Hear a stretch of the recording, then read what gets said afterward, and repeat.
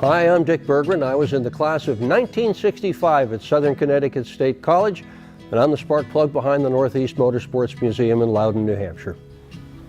This museum came into being because many of us who cared about auto racing and motorcycle racing in New England were concerned that our history was disappearing.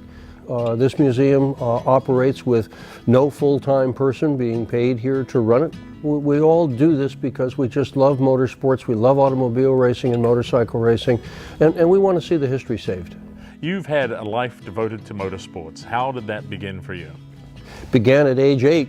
My father took me to Stafford Springs Speedway in Connecticut, and I just fell in love with the place. I fell in love with the cars, with the drivers, one in particular, a fellow named Art Russo, and I just decided that day I wanted to be just like him. But that enthusiasm that he inspired in me that day changed my life completely. It made me want to go to school, to be able basically to make enough money to afford a race car. And so I went to Southern, I went on to graduate school at Tufts University, and still involved in motorsports. Tell me a little about your path to Southern and into higher education, because you weren't, in your own words, the best of students? No, I was the worst of students. I was the absolute worst. I went to Manchester High School, but actually I was spending virtually all of my time involved in auto racing. And so I didn't do homework, and I was reading Speedway News instead of the books I was supposed to be reading when I was in high school. I graduated 589th out of a class of 616. Almost didn't make it out of high school. My family could afford tuition for a year, so I went to Quinnipiac. My girlfriend at the time was at Southern Connecticut. I transferred to Southern in my second year and stayed there throughout and finished my bachelor's degree at Southern. And we were both very focused on our studies. I just had to do well. I couldn't afford to repeat what I had done at high school.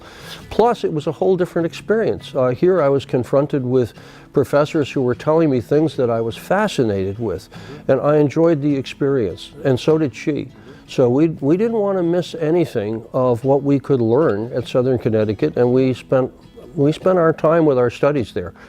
Tell me a bit about your racing career and how that developed, and then how I think you finally decided this is enough and I'll move on to another direction. Yeah, I started racing while I was still a graduate student, which is a foolish thing to try and do because I had neither the money nor the resources with which to do it. I had no garage, but fortunately I found somebody who took care of the car. But at the same time, I was the editor of 2 auto racing magazines and also doing television work for a variety of TV networks, so kind of a celebrity name at the time.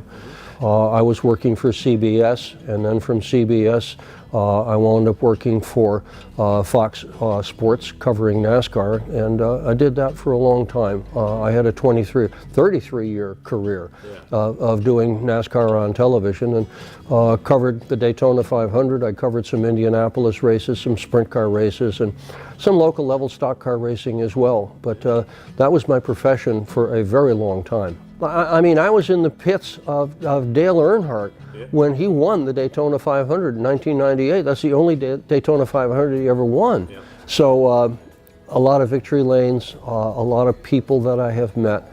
For somebody like me who's a real race fan, to be standing there in big league auto racing with a microphone and a television camera, and to be able to share what I'm seeing and experiencing with literally millions of people in their homes, and to share my enthusiasm for the sport, how lucky was I? Right. I was pretty darn lucky. Right. Did you envision that back in your days at Southern as an undergrad? No. The only thing I envisioned when I was an undergrad at Southern Connecticut was that one day I would get a ride in a stock car and I would win a race.